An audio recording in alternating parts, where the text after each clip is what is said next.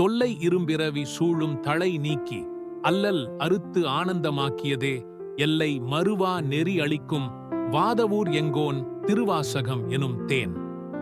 திருச்சிற்றம்பலம். சிவனடியார்களுக்கு அடிப்படை வேதங்களாகத் திகழ்வன 12 திருமுறைகள்.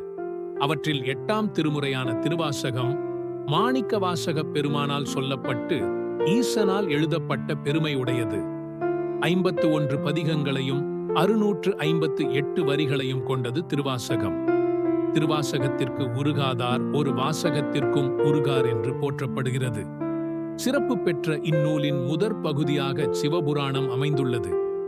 ஈசனை திருப்பெருந்துறையில் குரு வடிவில் கண்டவுடனேயே கதறி அழுது பாடிய பாடல் இது என்பதை படிக்கும்போதே உணர்ந்து கொள்ளலாம்.